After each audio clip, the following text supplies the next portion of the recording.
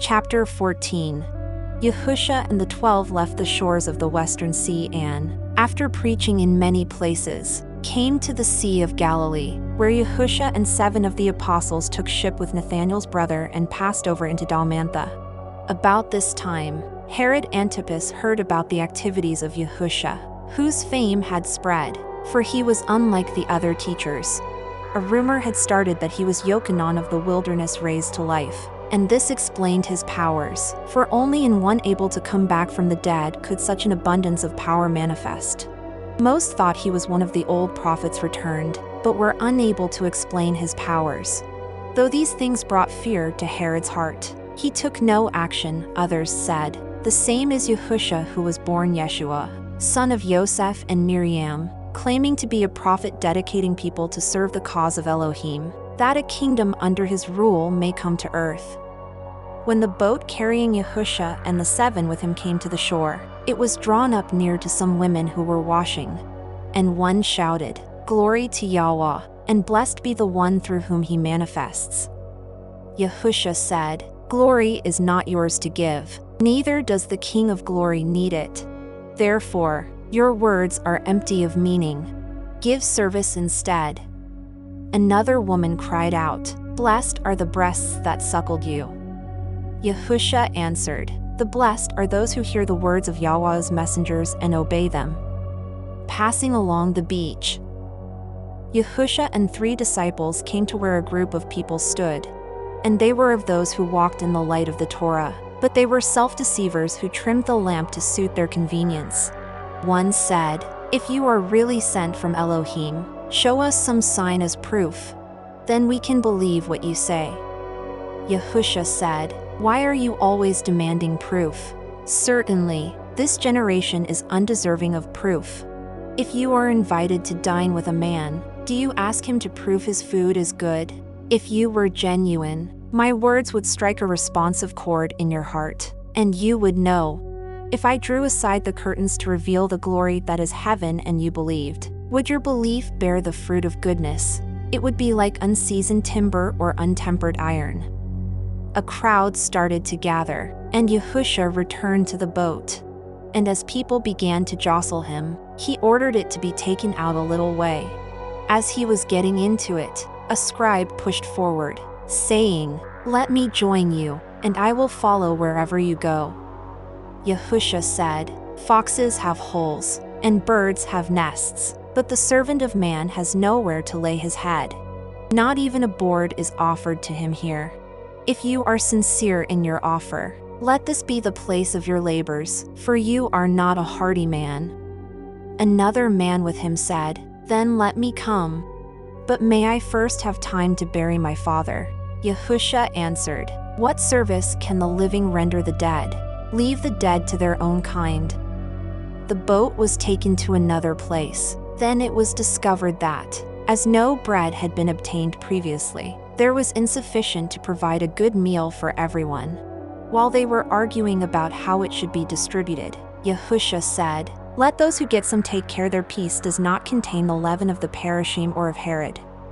Yahushua, seeing they looked blankly at him, said, "Do you not understand? When wholesome, even a morsel of bread will nourish.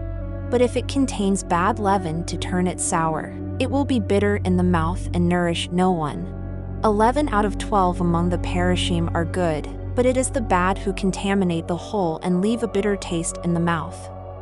When the boat drew into the shallows, some of those with Yahushua went to get food, and a crowd gathered about him, so Yahushua told a parable often repeated.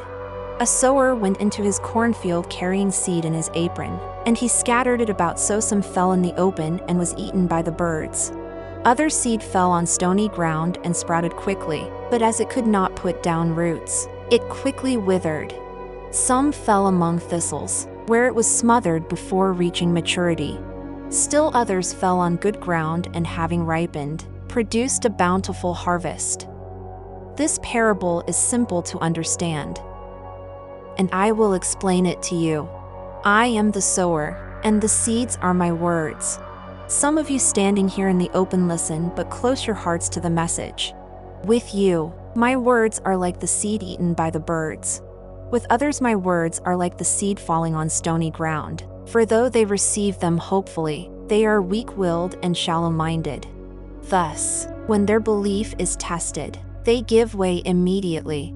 Still others receive the words, but the message is like the seed sown among thistles. They hear and understand, but because of their daily cares or a craving for worldly things, the words of the message become overgrown and perish. Lastly, there are those who hear the words of the message and welcome them. It is in these that the bountiful harvest is produced. A man nearby in the crowd said, "No doubt you are a worthy teacher, but we have the teachings of the prophets and the Torah of Moshe. Are these not good?" Yahusha answered him, "Certainly these are good, but what too many make of them is not good. There are many among you who know the teachings of the great ones, but though words issue from your mouths, your hearts are evil. Yet you cannot hide the underlying impurity, for whatever is stored in the heart colors that which issues from the mouth. Words from a pure heart are good, but words from a befouled one are evil. I tell you that not one reckless or inconsiderate word is spoken which does not enter into the accounting. Out of your own mouths will come the words assigning you to the place of glory or to the place of purification." Now, those who had gone to obtain food having returned, Yahusha and those with him sat around and began to eat. One of the perishim who stood nearby expressed surprise that he let his disciples eat without first washing their hands, though there was plenty of water beside them. Yahusha said, "This is typical of many today. You carefully clean your eating utensils and choose the best food. But these are external things and obvious. Inside you are filled with greed and deceit. Never mind outward appearances, but make sure you are clean all the way through. I assure you of this, everything that is hidden will one day be revealed, and every secret thing will be made known. The words spoken in darkness will be heard in the light of day, and what has been whispered behind closed doors will be shouted from the housetops." Turning to his disciples sitting about him, Yahusha said, "Do not be afraid of these people, for the worst they can do is to drive the life from the body. If you must be afraid of anything, let it be your own frailties, for if you give in to these, you suffer for it long after the body has fallen apart. Are not 5 sparrows sold for a single coin? Yet each one is known to Yahweh, for nothing living does not participate in life, and this is maintained by the Ruach HaKodesh. For just as fish live in the waters of the sea, so are men maintained in the living Ruach." Speaking to those who had spoken previously, Yahusha said, "Woe to you self-deceivers, who are false interpreters of the Torah. You are like unmarked graves which men walk over in innocence, unaware they are being defiled.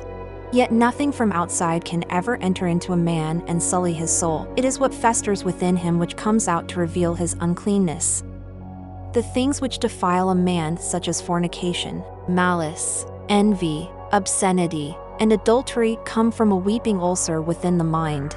The uncleanness within a man is like a stone dropped in water, the ripples going out from him to contaminate others. To all outward appearances, many of you live good lives, but inwardly you are full of hypocrisy and deceit.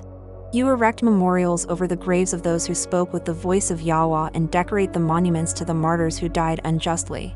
You say, 'Had we lived in those times, we would never have done the things our forefathers did.' But do you take care to ensure your children never have cause to say the same about you? Therefore, do not set your standards by those days, but according to the better ones in the days of your children." One of the people who were there said, "We have heard that you teach the coming rule of Elohim and claim knowledge of the kingdom of heaven. Tell us about these things."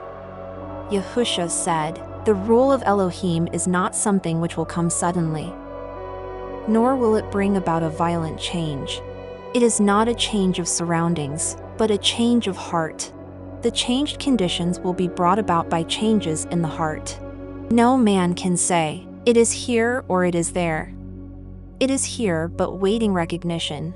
Just as others have heralded my coming, so do I herald the coming rule of Elohim. But its establishment does not depend on anything done by Elohim, but on the actions of men. The kingdom of heaven is where Yahweh rules in Ruach, but there is that within each man which can extend the kingdom of heaven. When this is drawn out of men while they are on earth and established here, then the kingdom of heaven will embrace the earth. When the rule of Elohim is established on earth, then will the kingdom of heaven come down, so heaven and earth are united in one. A rich man standing by said, "We cannot understand these things, and they confuse us. Just tell me what I must do to enjoy eternal life." Yahushua said, "By your attire, you are among those privileged to enjoy wealth. What do you do with it?" The man replied, "I do as others, getting the most out of it and enjoying life to the full." Yahushua said, "You would be better off selling all you possess and giving the proceeds to the poor. Only thus can you discover yourself and benefit from eternal life." The rich man's companion said, "Wise teacher, what of me? I conform to every verse of the Torah. I pray every day and give generously to the poor." Yahushua said, "Have you ever been hungry or slept on the street or gone unclothed?" The man said, "No, why should I?" Yahushua said, "You deceive yourself and are a hypocrite besides. How can you say you comply with the Torah and teachings of the prophets? Is it not stated in the Torah that you should love your neighbor as yourself? Yet all about you there are people who are hungry, clothed in rags, and homeless. Your house is filled with good things far exceeding your moderate needs, and all you hand out are a few coins and a morsel of food. It is the duty and obligation of such as you to see no man suffers hunger and privation in your neighborhood." Turning to a disciple sitting at his side, Yahushua said, "Shimon, son of Joanna, let this be your teaching. It is easier for a camel to enter into the city by the needle's eye than for a rich man to enter into the glory of heaven." The rich man turned away and left, and another who was there said, "Master, just what is meant by my neighbor?" Yahushua then told this parable. A man had found it necessary to travel the road to Jericho going out from Yerushalayim. Along the way he was attacked by footpads who stripped him naked, beat him up and, after taking all he possessed, left him half dead by the roadside. A short time later, a priest came along the same road and, seeing the injured man lying there, passed by on the other side, for he feared defilement. Another self-righteous man came along but hastened by, thinking, "I would help if I could, but he is nearly dead, and I am no physician. Better for me to push on and tell someone." A merchant came by alone but, seeing the man lying there, thought, "Perhaps the robbers are still around and I should not dismount. Besides, I wear fine clothes which would be spoiled." Now, a lowly Samaritan traveling the same road came upon the man lying there, and his heart was moved with pity. So, he tore strips off his tunic and bound the injured man's wounds. Then, lifting the man, he set him on his own ass, bringing him to an inn and attending to his needs. When departing the next morning, he said to the innkeeper, "Here is some silver. Look after this man, and if the payment is insufficient, I will settle the bill on my way back." Which of these four, in your opinion, acted as a neighbor should towards the helpless man? The man who had questioned Yahushua said, "Why, surely the man who took compassion on the stricken man." Yahushua said, "Now you know your neighbor. Go and act likewise towards men." Leaving that place, Yahushua and those with him went by boat to another shore on the Sea of Galilee, arriving on the morning of the Shabbat. As Yahushua was going into the place of worship, a woman bent double without the ability to straighten herself came and begged Yahushua to heal her. He put one hand under her chin and the other on her back and straightened her up. She went away filled with happiness. The Levite who conducted the worship noticed this and, seeing the woman inside, said to her, "6 days are set aside for work, but the Shabbat is sacred, and you should not have sought healing on that day." Yahushua, overhearing this, waited outside for the Levite, and when he came said, "What a hypocrite you are!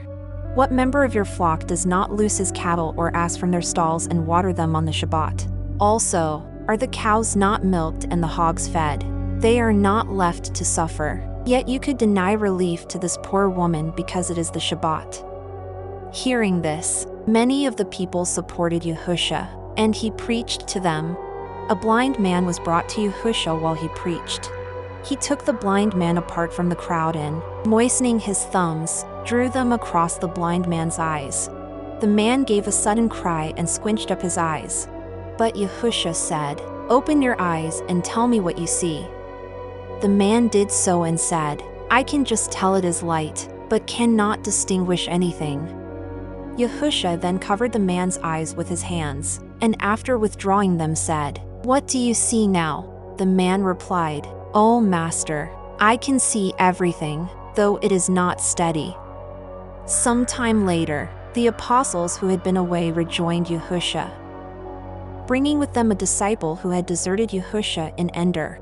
He was named Barnabas, and, seeing him, Yahusha was overcome with joy and welcomed him warmly. Whereupon 2 of those who had come with him went aside and were sullen, for they had not been received in this manner. Calling the 22 men who were there with him, Yahusha addressed them as follows: "A man had 2 sons. And one day the youngest came to him and said, 'Father, I want to go away from here. Therefore, give me the inheritance which would one day be mine so I can take it with me.' So, the father divided his estate and gave the youngest son his portion. This was then sold, and the youngest son departed to a distant city where he dissipated the money on women and riotous living. After his money had gone, he found that no one wanted to know him, and soon he was completely destitute. No work being available for him in the city, he went outside. But the only job he could obtain was that of a swineherd. Often, when he saw the pigs gorging themselves, his own stomach aching with hunger, he would think, 'If only I could bring myself to eat the pig's will, it would ease my hunger. What a fool I have been, for here I am worse off than any of my father's employees. I will go back to him, admitting my failure as a son, for he never withheld anything from me and let me go my own way when this was what I wanted.' So, he set off and returned to his father's estate. His father saw him coming while he was still far off, and, seeing his son footsore and weary, the father's heart was filled with compassion. He ran out to meet him and embraced him warmly. The son was stricken with remorse and said, 'Father, I have done wrong, but will do my best to make amends. I am unworthy to be treated as a son, but let me work for you as a servant.' But the father led him home and called out to the servants, 'Here is my son. Bring him a change of clothing, get a ring for his hand and sandals for his feet. Go and kill the fattening calf and roast it, for we are going to celebrate his return with a feast. I thought my son was lost, but he has returned, and I am happy.' Now, the elder son had been out in the fields all day, and, drawing close to the house at dusk, he was puzzled to hear the sounds of music and laughter. Passing one of the servants, he inquired what it was all about. And the servant replied, 'Your father has ordered a celebration for the safe return of your brother.' This made the elder son so angry that he would not go into the house. And when his father came out to see why, the son said, 'Over the years I have served you faithfully, and you know you can rely upon me. Yet you have never even put on a feast of goat meat for me and my friends. Now this prodigal comes running back because he has squandered everything on harlots and gambling. And you immediately have a great feast of celebration.' The father said, 'My son, you are my right hand, and I know you have never let me down. I depend upon you, and all I have is yours. But it is a special occasion, for the one I thought was lost to me has returned. This does not lessen my affection and regard for you. But he is weak and needs support, while you are strong and do not require such displays of affection.' Yahusha put his arms around 2 disciples and said, 'My friends, when the going gets tough and the road is long, some collapse by the wayside. It is these who need encouragement. And it is not always easy to admit failure.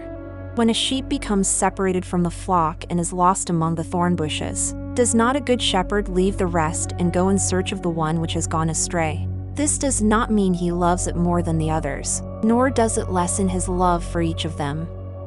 It was some days later, at another place, that a follower named Yosef said to Yehusha, "Master, if a man cheat another, is he punished for the cheating or for the harm he has done to the other man?" Yehusha said, "Speak of punishment only to the people, for this accords with their understanding. On earth, men's deeds are weighed on scales balanced between reward and punishment, but these work inaccurately. In the kingdom of the Ruach, the measure of assessment is a man's earthly life. You are now on the balances. Do not be found wanting. A man who can be trusted in small matters can also be trusted with greater things. The man whose transgressions are petty would commit much greater ones if given the opportunity, or if he had greater courage. The purpose of life is to establish a man's credentials. For if he is found unreliable in dealing with things of this world, which quickly pass on the wings of days, how can he be trusted with things of glory in the kingdom of heaven? For glory is the garment with which each one who comes to the kingdom of heaven will be clothed, and each one who comes will be given attire and station according to the credentials established on earth." These and many other things were taught to the disciples by Yehusha, but only one recorded them,